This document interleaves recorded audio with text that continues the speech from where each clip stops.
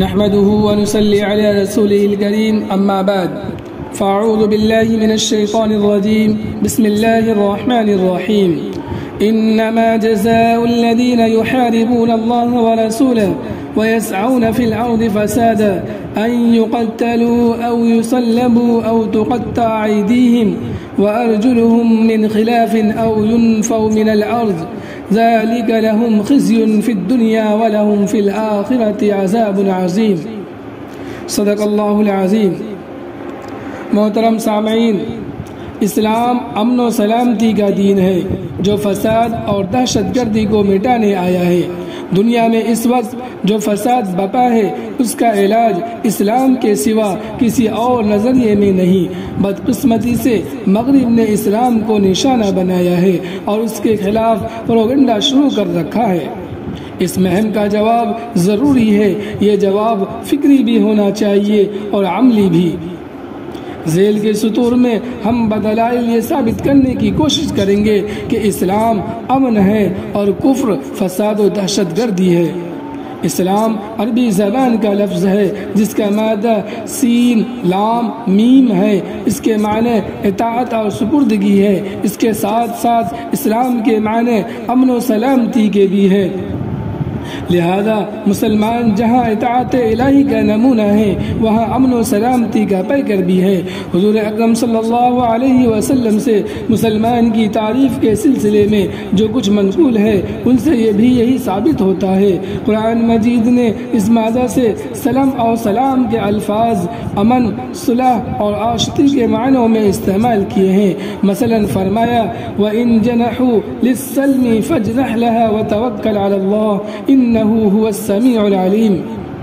اگر یہ لوگ صلح کی طرف مائل ہوں تو تم بھی اس کی طرف مائل ہو جاؤ اور اللہ پر بھروسہ کرو، کچھ شک نہیں کہ وہ سنتا اور جانتا ہے۔ یہ اور اس طرح کی بہت سی آیات سے واضح ہوتا ہے کہ سلامتی و امن اسلام کا بنیادی نظریہ و عمل ہے۔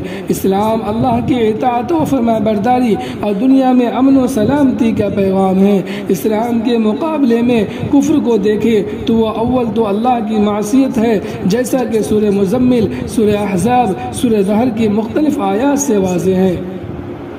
کفر کو اللہ تعالی دنیا میں فساد کی جڑ قرار دیتا ہے، چنانچہ بحر و بر میں فساد پھیلنے کی وجہ قرآن کی نظر میں لوگوں کے برے اعمال ہے۔ اللہ تعالی نے قرآن کریم میں ایسے شخص کی مذمت بھی بیان کی جس کی ظاہری بات چیت تو ہمیں دلکش معلوم ہوتی ہے، لیکن در حقیقت اس کا مقصد دنیا میں فساد و فتنہ پھیلانا ہے۔ بنی اسرائیل کے بارے میں قرآن کریم فرماتا ہے من اجل ذلك كتبنا على بني اسرائيل انه من قتل نفسا بغير نفس او فساد في الارض فكأنما قتل الناس جميعا۔ اس قتل کی وجہ سے ہم نے بنی اسرائیل پر حکم نازل کیا کہ جو شخص کسی کو ناحق قتل کرے گا بغیر اس کے کہ جان کا بدلہ لیا جائے یا ملک میں فساد کرنے کی سزا دی جائے، اس نے گویا تمام لوگوں کو قتل کیا، اور جو اس کی زندگی کا موجب ہوا تو گویا تمام لوگوں کی زندگی کا موجب ہوا۔ امن کو تباہ کرنا اور انسانی زندگی سے کھیلنا فساد ہے۔ قرآن نے اس کی سزا تجویز کی ہے۔ إنما جزاء الذين يحاربون الله ورسوله ويسعون في الأرض فسادا أن يقتلوا أو يسلبوا أو تقطع أيديهم وأرجلهم من خلاف أو ينفوا من الأرض ذلك لهم خزي في الدنيا ولهم في الآخرة عذاب عظيم۔ جو لوگ اللہ اور اس کے رسول سے لڑائی کرے اور ملک میں فساد کرنے کو دوڑتے پھرے ان کی یہ سزا ہے کہ قتل کر دیے جائیں یا سولی چڑھا دیے جائیں یا ان کے ایک طرف کے ہاتھ اور ایک طرف کے پاؤں کاٹ دیے جائیں یا ملک سے نکال دیے جائیں۔ یہ تو دنیا میں ان کی رسوائی ہے اور آخرت میں ان کے لیے بڑا عذاب ہے۔ اسلام امن و سلامتی کا دین ہے۔ اس کی ایک شہادت تو ابھی قرآن کی آیت میں پیش کی گئی، دوسری شہادت نبی کریم صلی اللہ علیہ وسلم کی سیرت و ارشادات میں بھی موجود ہے۔ مکہ مکرمہ میں آپ صلی اللہ علیہ وسلم 13 برس تک اپنے حسن و بیان اور حسن و عمل سے مشرکین مکہ کو اسلام کی دعوت دیتے رہے۔ آپ صلی اللہ علیہ وسلم کو اللہ تعالی کی طرف سے حکم تھا ادعو الى سبیل ربک بالحکمۃ والموعظۃ الحسنہ وجادلہم باللتی ہی احسن، اے پیغمبر لوگوں کو اپنے رب کی راہ کی طرف حکمت سے اور اچھے طریقے پر بلاؤ اور نصیحت کرو اور ان سے بحث و نزاع کرو تو ایسے طریقہ پر جو حسن و خوبی کا طریقہ ہو۔ اس دور ان تشدد آمیز کارروائیاں مشرکین کی طرف سے ہوئیں۔ آپ صلی اللہ علیہ وسلم نے اور آپ صلی اللہ علیہ وسلم کے ساتھیوں نے ان مخالفتوں اور ایذا رسانیوں کا صبر و تحمل سے مقابلہ کیا۔ ایک مرحلہ پر آپ صلی اللہ علیہ وسلم نے کہا لکم دینکم ولی دین، تمہارا دین تمہارے ساتھ اور میرے لیے میرا دین۔ مکہ مکرمہ میں دین حق کے لیے ان کاوشوں اور مشرکین کے متشدد رویہ پر استقامت کو قرآن نے جہاد سے تعبیر کیا ہے۔ مکہ کے 13 برس پرامن جد و جہد کا دور ہے۔ تکالیف، اذیتیں، تحقیر و تذلیل، حتیٰ کہ بعض ساتھیوں کا قتل بھی اس پرامن جد و جہد کو تصادم کی راہ پر نہ جلا سکا، تاکہ آپ اپنے ساتھیوں سمیت مکہ سے ہجرت کر گئے۔ ہجرت کے بعد بھی کفار نے تشدد آمیز رویوں کو ترک نہ کیا اور مسلمانوں پر مسلسل دباؤ جاری رکھا۔ اس تشدد کے جواب میں مسلمانوں کو مناسب جواب دینے اور میدان جنگ میں مقابلے کی اجازت دی گئی، لیکن اس میں بھی اعتدال و توازن کو برقرار رکھنے پر زور دیا گیا۔ وَقَاتِلُوا فِي سَبِيلِ اللَّهِ الَّذِينَ يُقَاتِلُونَكُمْ وَلَا تَعْتَدُوا إِنَّ اللَّهَ لَا يُحِبُّ الْمُعْتَدِينَ، جو تم سے لڑائی کر رہے ہیں تمہیں اللہ کی راہ میں ان سے لڑنا چاہیے مگر زیادتی نہ کرنا، اللہ زیادتی کرنے والوں کو پسند نہیں کرتا۔ سورہ حج کی آیت نمبر 39 میں بھی قتال کی اجازت پر مبنی ہے۔ اس میں واضح طور پر یہ دکھائی دیتا ہے کہ کفار کی جنگی سرگرمیوں کے مقابلے میں یہ اجازت دی گئی۔ جن مسلمانوں سے لڑائی کی جاتی ہے ان کو اجازت ہے کہ وہ بھی لڑے، کیونکہ ان پر ظلم ہو رہا ہے۔ اللہ یقیناً ان کی مدد پر قادر ہے۔ یہ وہ لوگ ہیں کہ اپنے گھروں سے اس بنا پر ناحق نکال دیے گئے کہ یہ کہتے ہیں کہ ہمارا پروردگار اللہ ہے۔ اگر اللہ لوگوں کو ایک دوسرے سے نہ ہٹاتا رہتا تو 100 میں گرجے عبادت خانے اور مسجدیں جن میں اللہ کا بہت سا ذکر کیا جا رہا ہے گرائی جا چکی ہوتی۔ جو شخص اللہ کی مدد کرتا ہے اللہ اس کی ضرور مدد کرتا ہے، بے شک اللہ توانا اور غالب ہے۔ اس مسئلہ تصادم میں بھی صلح اور امن و آشتی کو پیش نظر رکھا۔ اگر دشمن صلح کی راہ اختیار کرے تو مسلمانوں کو بھی اسے اختیار کرنے سے گریز نہ کرنا چاہیے۔ فرمایا وَإِن جَنَحُوا لِلسَّلْمِ فَاجْنَحْ لَهَا وَتَوَكَّلْ عَلَى اللَّهِ إِنَّهُ هُوَ السَّمِيعُ الْعَلِيمُ، اگر یہ لوگ صلح کی طرف مائل ہوں تو تم بھی اس کی طرف مائل ہو جاؤ اور اللہ پر بھروسہ کرو، کچھ شک نہیں کہ وہ سب کچھ سنتا جانتا ہے۔ یہ غیر مسلمانوں کے خلاف جارحانہ رویہ نہیں رکھتے، ان سے حسن و سلوک کا حکم دیا گیا ہے۔ فرمایا لا ينهاكم الله عن الذين لم يقاتلوكم في الدين ولم يخرجوكم من دياركم أن تبروهم وتقسطوا إليهم إن الله يحب المقسطين، جن لوگوں نے تم سے دین کے لیے جنگ نہیں کی اور تم کو گھروں سے نہیں نکالا، اللہ اس سے نہیں روکتا کہ تم ان کے ساتھ احسان اور بھلائی کرو اور انصاف کے ساتھ پیش آؤ، کیونکہ اللہ عدل کرنے والوں کو محبوب رکھتا ہے۔ حضور اکرم صلی اللہ علیہ وسلم کی جنگی سرگرمیوں کا جائزہ لینے سے پتہ چلتا ہے کہ یہ جنگیں کفار کے جارحانہ رویوں کا جواب تھا۔ مشرکین مکہ کی جارحیت تو تواضع ہے۔ جہاں تک یہودیوں اور عیسائیوں کا تعلق ہے تو یہاں بھی حضور اکرم صلی اللہ علیہ وسلم کے اقدامات ان کی جارحانہ کارروائیوں اور سازشوں کی وجہ سے تھے۔ شام کی سرحد پر واقع علاقوں میں عیسائیوں کے جارحانہ رویوں کے جواب میں ہی 8 ہجری میں ایک فوج بھیجی گئی۔ حضور اکرم صلی اللہ علیہ وسلم نے حارث بن عمیر رضی اللہ عنہ کو دعوت اسلام کا خط دے کر شرحبیل بن عمر غسانی کے پاس بھیجا تھا۔ اس نے حارث بن عمیر رضی اللہ عنہ کو قتل کرا دیا۔ اس ظالمانہ قتل نے آپ کو جنگ پر مجبور کر دیا۔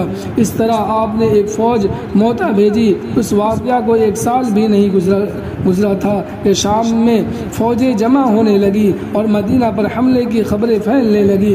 حضور اکرم صلی اللہ علیہ وسلم خود دفاع کے لیے نکلے۔ یہی اقدام ہے جس کا ذکر سورہ توبہ میں ہے اور یہی غزوہ تبوک کے نام سے مشہور ہے۔ حضور اکرم صلی اللہ علیہ وسلم کی سیرت قیام امن کی ضامن ہے۔ آپ نے فتنہ و فساد کو ختم کر کے امن کا شاندار اسوہ چھوڑا ہے۔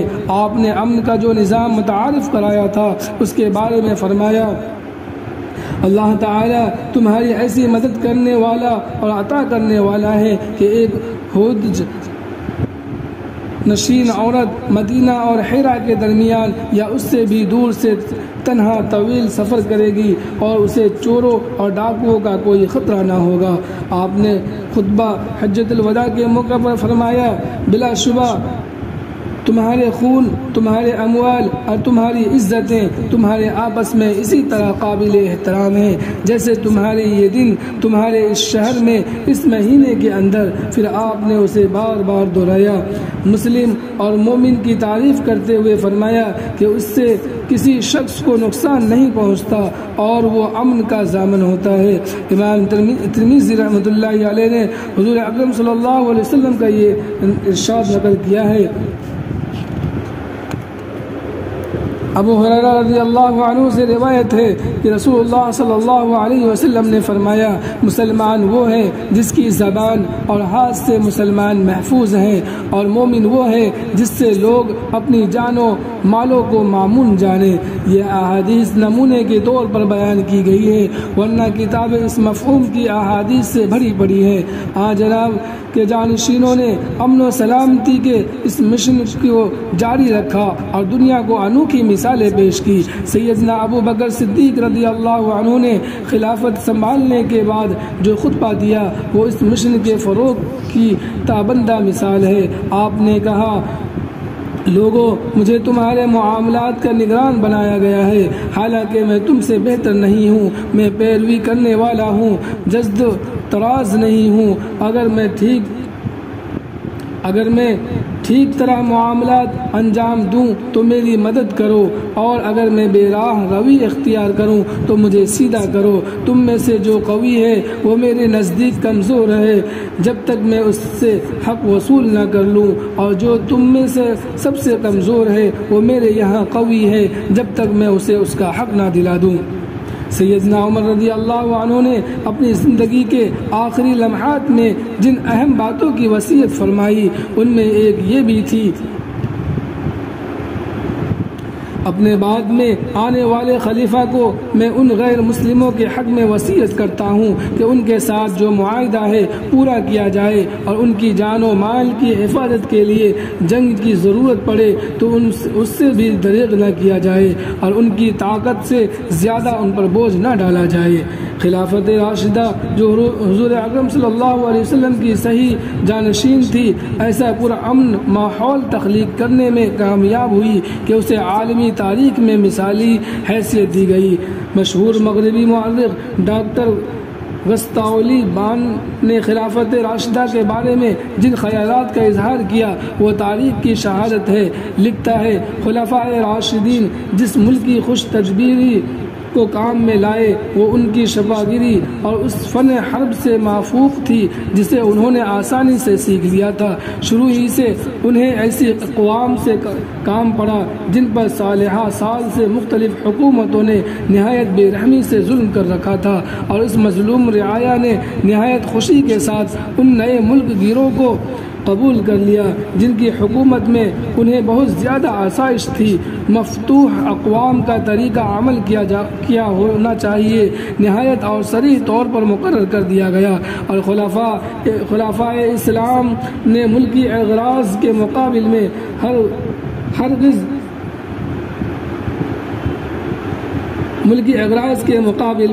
ہرگز بزور شمشیر دین حق کو پھیلانے کی کوشش نہیں کی، بلکہ بعوض اس کے کہ وہ بجز اپنے دین کی اشاعت کرتے، وہ صاف طور پر ظاہر کر دیتے تھے کہ اقوام مفتوحہ کی مذاہب و رسوم اوضاع کی پوری طرح سے حرمت کی جائے گی، اور اس آزادی کے معاوضے میں وہ ان سے ایک بہت خفیف سا خراج لیتے تھے، جو ان مطلوبات کے مقابل میں جو ان اقوام کے پرانے حکام ان سے وصول کیا کرتے تھے نہایت ہی کم تھا۔ یہی مصنف سیدنا عمر رضی اللہ عنہ کے سلوک کا تذکرہ کرتا ہے جو انہوں نے اہل بیت المقدس سے کیا۔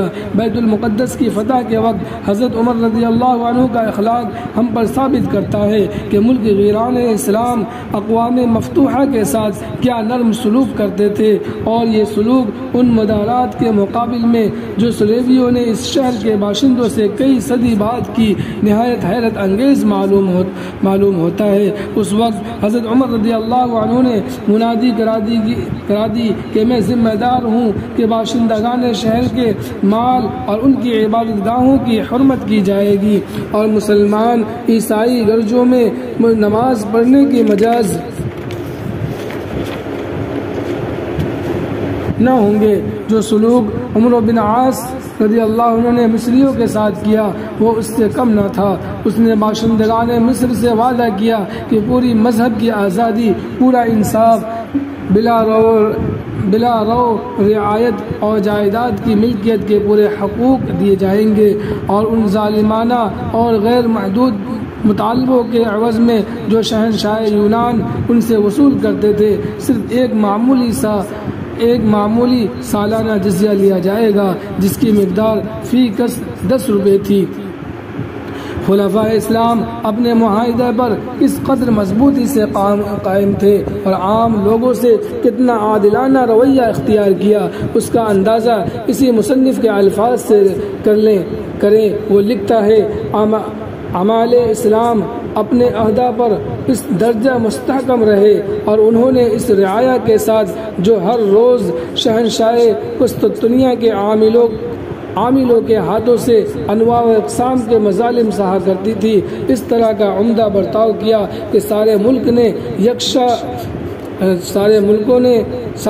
نے بخشادہ پیشانی دین اسلام اور عربی زبان کو قبول کر لیا۔ میں بار بار کہتا ہوں کہ یہ ایسا نتیجہ ہے جو ہرگز بزور شمشیر نہیں حاصل ہو سکتا۔ اسلام دین و امن و سلامتی ہے، لیکن اسے دفاع کا حق اللہ پاک نے دیا ہے۔ اگر کفر اسلام کو مٹانے پر تل جائے تو مسلمانوں کو اجازت ہے کہ وہ پوری قوت کے ساتھ دفاع کرے۔ اس دفاع میں وہ حق پر ہے تو اللہ کی نصرت ان کے ساتھ شامل ہوگی۔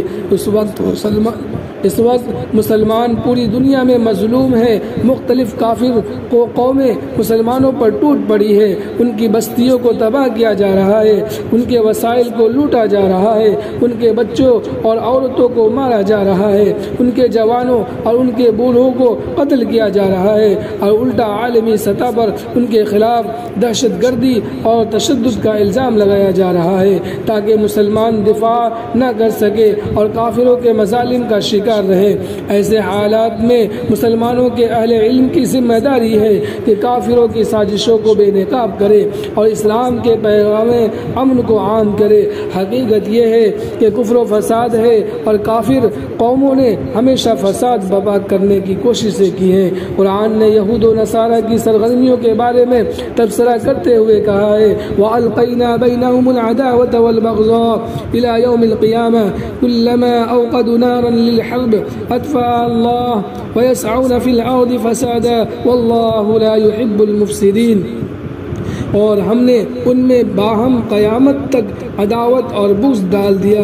جب کبھی لڑائی کی آگ بھڑکانا چاہتے ہیں اللہ تعالیٰ اس کو فروغ کر دیتے ہیں اور یہ ملک میں فساد کرتے پھرتے ہیں، اور اللہ تعالیٰ فساد کرنے والوں کو محبوب نہیں رکھتے۔ مسلمانوں پر جس طرح اسرائے حیات تنگ کیا جا رہا ہے اس کے نتیجے میں نا امیدی اور مایوسی کی ایک کیفیت پیدا ہوئی ہے۔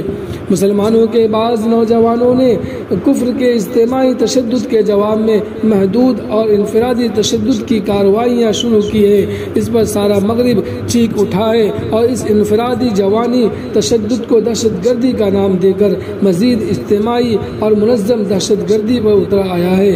چونکہ اس کے پاس اسلحہ اور میڈیا کی طاقت ہے، اس لیے مسلمانوں کو تو مسلمہ دہشت گرد قرار دیا جا رہا ہے اور ان کا خون مباح سمجھا جا رہا ہے، لیکن مغرب و مشرق کی طاقتور قومیں جو تخریب کاری کر رہی ہے اسے دہشت گردی کا نام نہیں دیا جاتا۔ چونکہ مسلمانوں کا اپنا نظام اقدار ہے اور وہ اس پر مطمئن ہے تو انہیں بزور اس نظام کو ترک کرنے پر کیوں مجبور کیا جا رہا ہے؟ مسلمان مغرب سے صرف یہ چاہتا ہے کہ وہ ان کے معاملات میں مداخلت نہ کرے۔ اگر مسلمان اپنے دین کے مطابق زندگی گزارنا چاہتے ہیں تو مغرب کو اس سے کیا تکلیف ہے؟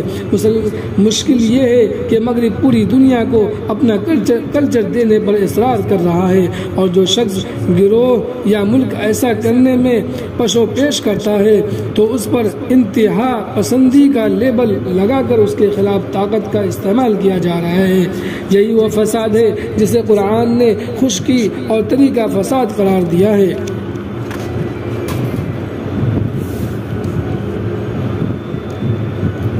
خشکی اور تری میں لوگوں کے اعمال کے سبب فساد پھیل گیا ہے تاکہ اللہ تعالیٰ ان کے بعض اعمال کا مزہ چکھائے۔ عجب نہیں کہ وہ باز آ جائیں۔ اسلام اگر امن و سلامتی کا دین ہے تو کیا پرامن رہنے کا مطلب ظلم برداشت کرنا اور دہشت گردی کے مقابلے میں جان سپرد کرنا ہے؟ ہرگز نہیں۔ اسلام امن و سلامتی کا دین ہونے کا مطلب یہ ہے کہ مسلمانوں کو ظلم نہیں کرنا چاہیے، ناحق خون نہیں بہانا چاہیے، بے گناہ انسانوں کی جان و مال کو نقصان نہیں پہنچانا چاہیے، کوئی ایسا اقدام نہیں کرنا چاہیے جو ناجائز تشدد کے زمرے میں آتا ہو۔